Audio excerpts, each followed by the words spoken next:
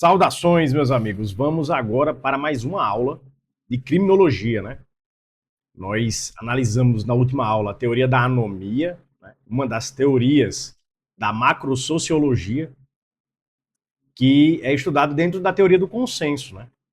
Agora, a gente vai ver a teoria da associação diferencial. A gente já viu a Escola de Chicago, viu teoria da anomia, agora teoria da associação diferencial, né? Social learning, né? Aprendizado social aqui, né? Outro nome para a nossa teoria da associação diferencial. O grande autor aqui dessa teoria, que vai estar sempre atrelado o nome dele à teoria, é Edwin Sutherland. E ele baseou seus estudos com base em Gabriel Tardet, tá? Então, Edwin Sutherland, teoria da associação diferencial, o aprendizado social, social learning, né? O crime, segundo a teoria da associação diferencial, ele é aprendido através da convivência com outros indivíduos daquele meio em que o indivíduo convive. Então, o que importa na teoria da associação diferencial são as interações sociais que determinam a adoção de condutas criminosas. Então, nós temos aqui algumas premissas dessa teoria que você tem que lembrar na hora da prova. Primeiro, que o crime não é exclusivo das classes pobres, né? Como eram os estudos lá da Escola de Chicago, que só se preocupava basicamente com isso. Indivíduos, então, de qualquer classe social podem aprender e podem praticar crimes, tá? Primeira premissa, primeiro dogma aí da associação diferencial dessa teoria.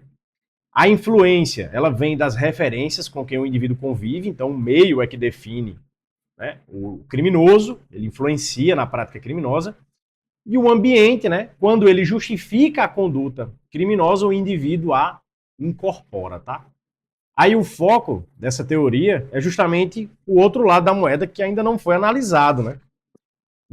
Pelas teorias do consenso, que é basicamente os crimes do colarinho branco. Os crimes praticados aí por pessoas de status elevado, no exercício aí das suas funções profissionais, os crimes praticados por ricos. O comportamento desviante aí, a criminalidade, ela é aprendida, assim como qualquer outro valor social, né? Controle social informal não está ali tentando a todo tempo retirar do indivíduo aquela conduta criminosa?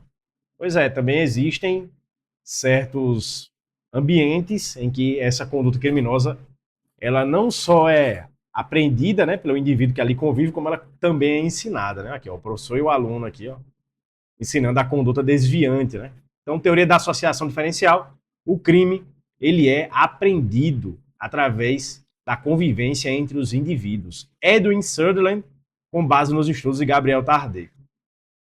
Aprendizado do desvio. Olha aqui o camarada de paletó, casado aqui, rico e com algema nas mãos aqui, nos braços, né? Teoria da associação diferencial vai focar nisso, nos crimes do colarinho branco. O homem, ele aprende e reproduz a conduta criminosa quando ele se associa a produtos, ou melhor, quando ele se associa a pessoas e grupos que conseguem justificar ali naquele meio essa conduta criminosa. Então, quais são essas características desses grupos criminosos organizados? Primeiro, senso de identidade de grupo.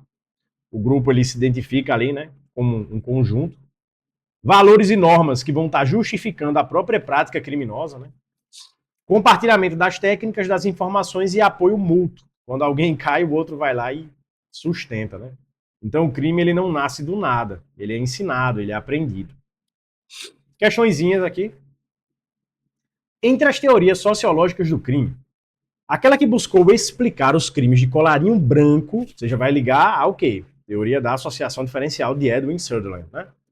Foi qual teoria? Teoria da anomia? Não, a teoria da anomia ainda está muito voltada aqui a outra questão, né? A teoria da anomia foi o que a gente estudou na aula passada, que é quando a sociedade, ela apresenta um descompasso entre a meta cultural e os meios para alcançá-la, né? Os meios legítimos para alcançá-la, e aí gera essa anomia.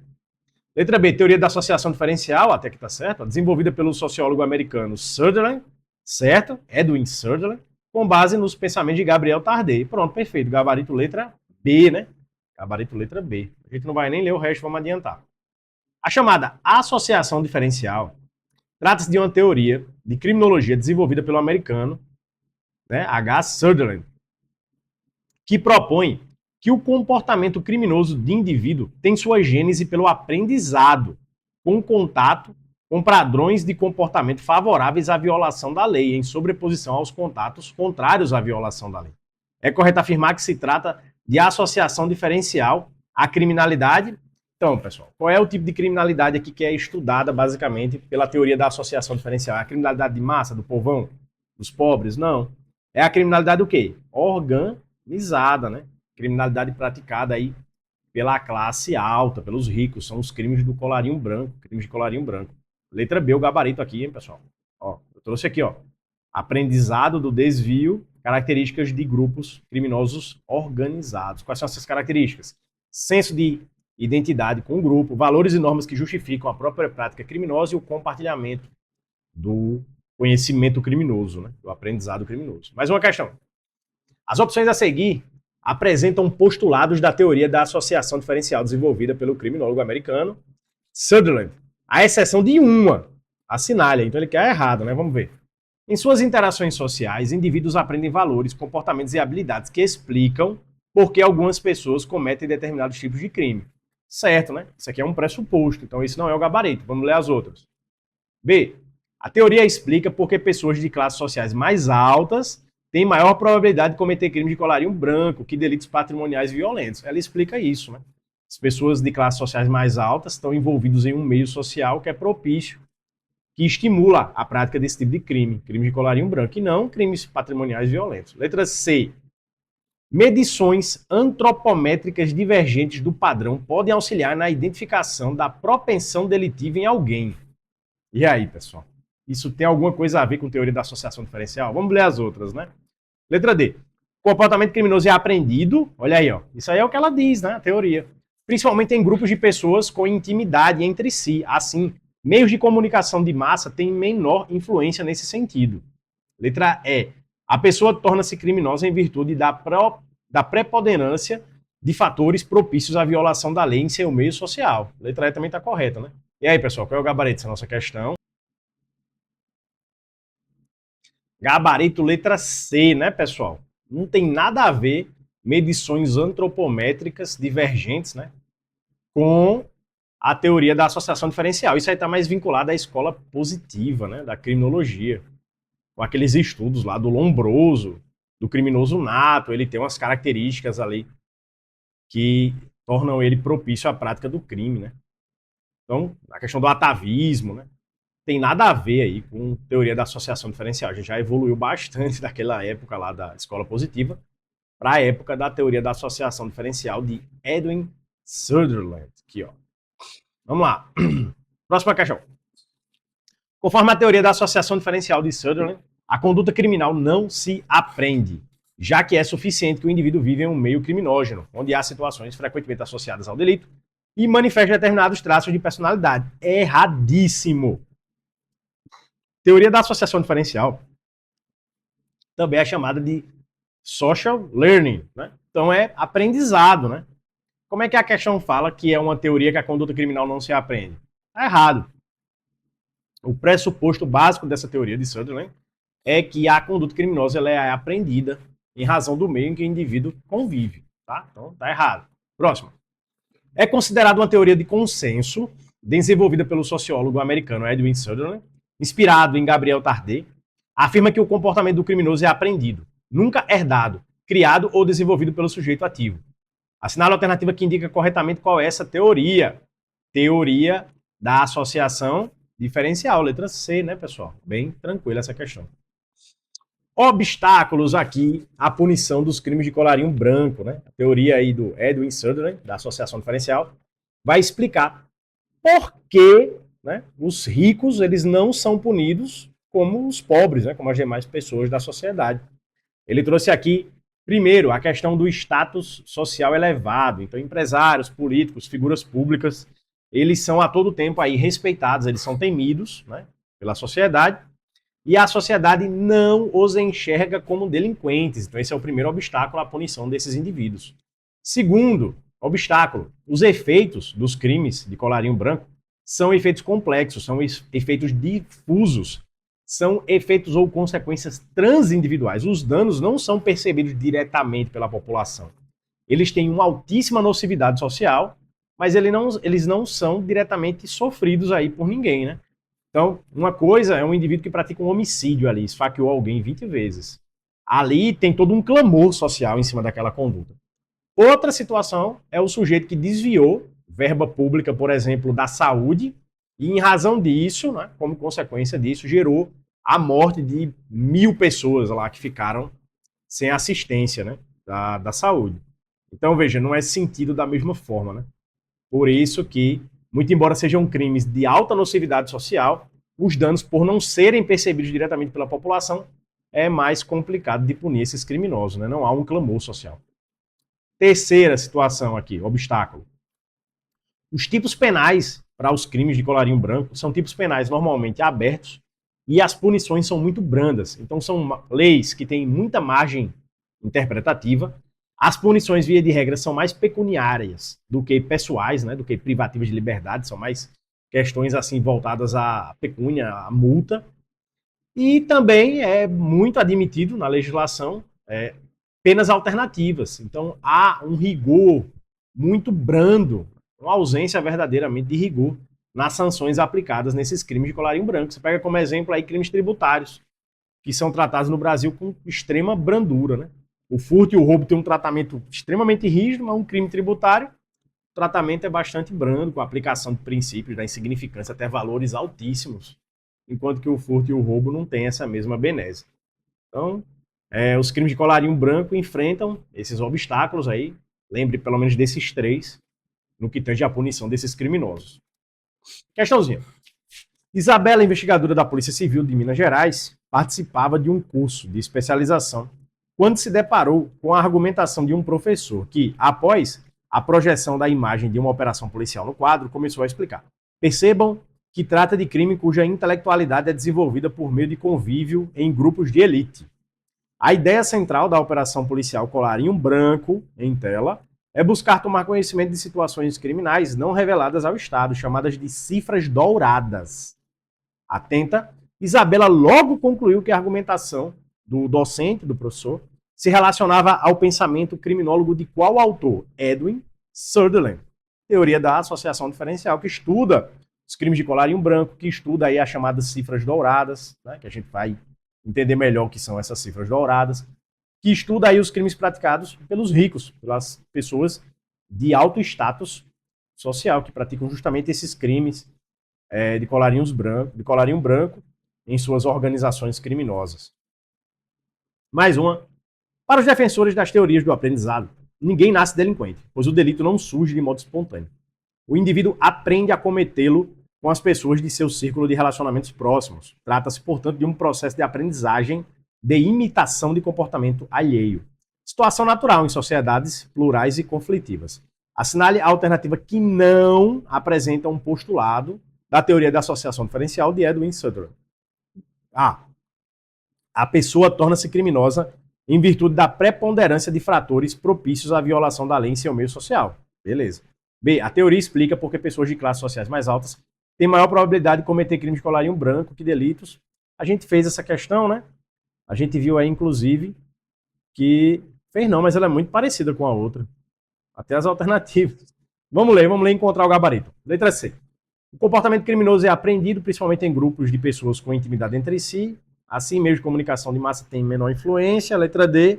Em suas interações sociais, indivíduos aprendem valores, comportamentos e habilidades que explicam por que algumas pessoas cometem determinado tipo de crime. Letra E. É uma busca de status em determinado grupo social, quando praticado por jovens que aderem a padrões da subcultura. O gabarito é letra E, viu, pessoal?